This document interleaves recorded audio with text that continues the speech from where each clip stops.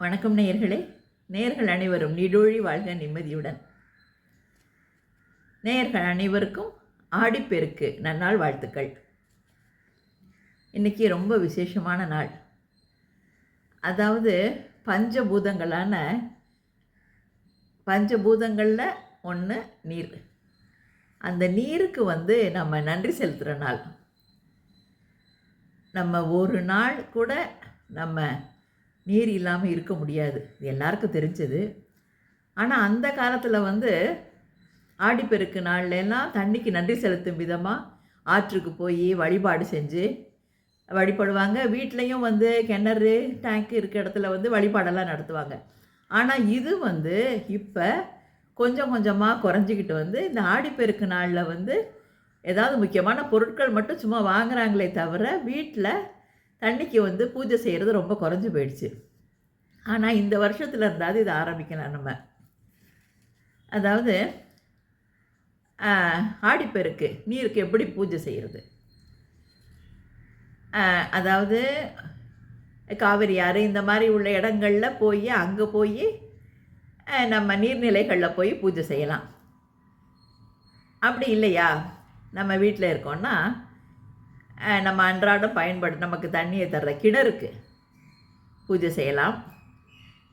அப்படி இல்லை டேங்க் இருக்குது வீட்டில் அப்படின்னா டேங்க்குக்கு முன்னால் வெத்தலை பாக்கு வச்சு ஒரு தீபம் ஏற்றி வச்சு வழிபாடு செய்யலாம்.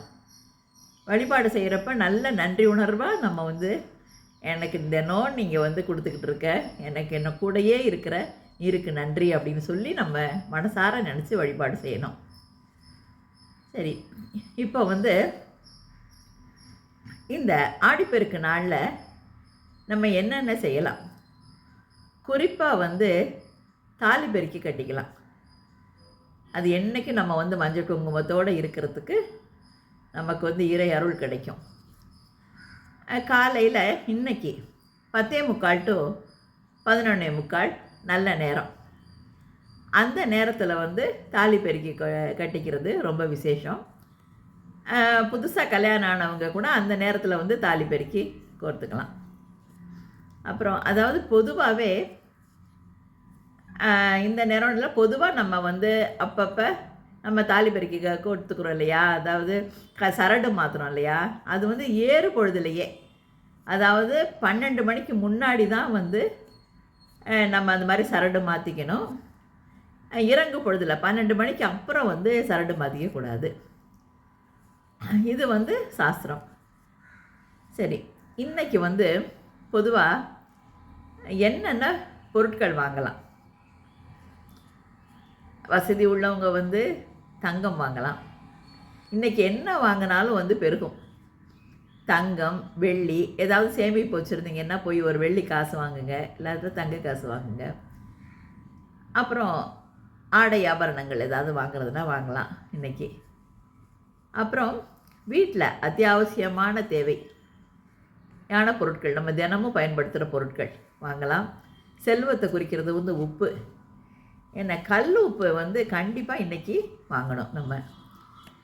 அப்புறம் மங்கள பொருட்கள், மஞ்சள், குங்குமம் இதெல்லாம் வாங்கலாம். கோயிலில் போயிட்டு வழிபாடு செஞ்சுட்டு வர்றப்ப மஞ்சள் சரடு நம்ம அன்னைக்கு மாற்றாட்டா கூட அந்த மஞ்சள் சரடை வாங்கி வச்சுக்கலாம்.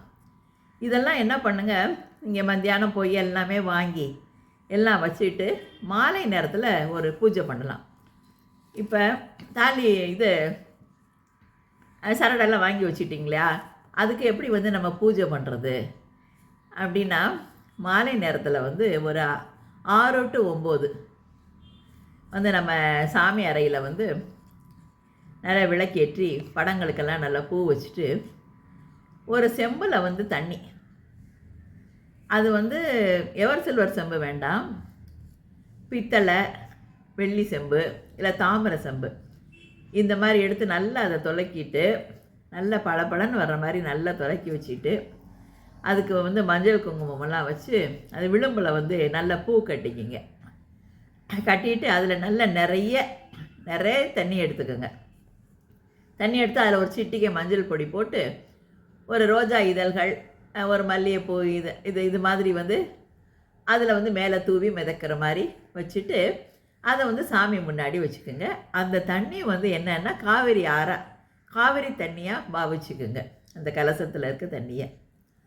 அப்புறம் சாமி படங்களுக்கு முன்னால், இந்த கலசத்துக்கு முன்னால் நம்ம வாங்கின பொருட்கள், அதாவது கல்லுப்பு, சர்க்கரை, மஞ்சள், குங்குமம், தாலி சரடு, குறிப்பாக தாலி சரடு, இது வந்து அந்த ஒரு 5-6 வாங்கி வச்சுட்டு கூட நம்ம அந்த வருஷம் பூரா நம்ம பயன்படுத்திக்கலாம், வாங்கி வச்சுக்கலாம். இல்லை வந்து நம்ம வீட்டில் குழந்தைங்க கல்யாணத்துக்கு இருக்காங்களா, ஒரு நிறைய தாலி சரடு வாங்கி வச்சுட்டு நம்ம அப்பப்போ ஆடி வெள்ளி இந்த மாதிரி நாட்கள், முக்கியமான நாட்களில் வந்து பெண்களுக்கு வந்து வச்சு கொடுக்கலாம் அந்த சரடை.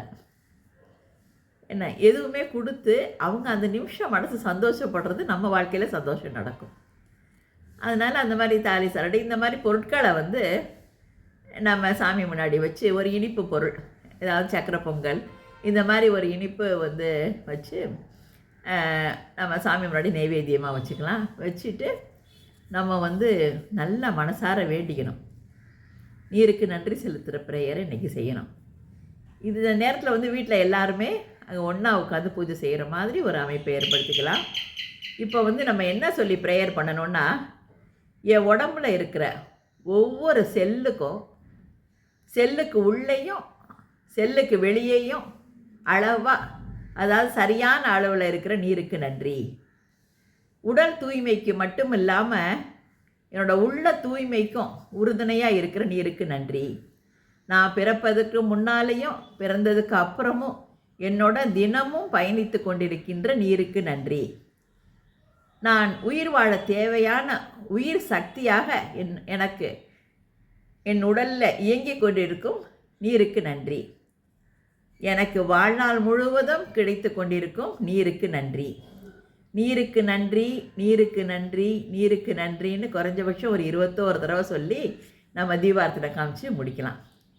இந்த ஆடிப்பெருக்கன்னைக்கு நீங்கள் நீரை வழிபாடு செஞ்சு பாருங்கள். உங்கள் வாழ்க்கையில் வந்து எல்லா வளமும் நலமும் நல்லா பெருக்கி வரும். என்ன நல்லா பெருக்கி ஊற்று போல் பெருகும். நீங்களும் சந்தோஷமாக இருக்கிறதோட உங்களோட சேர்ந்தவங்களையும் நீங்கள் எப்பயுமே சந்தோஷமாக வச்சுக்கலாம். வாழ்த்துக்கள்.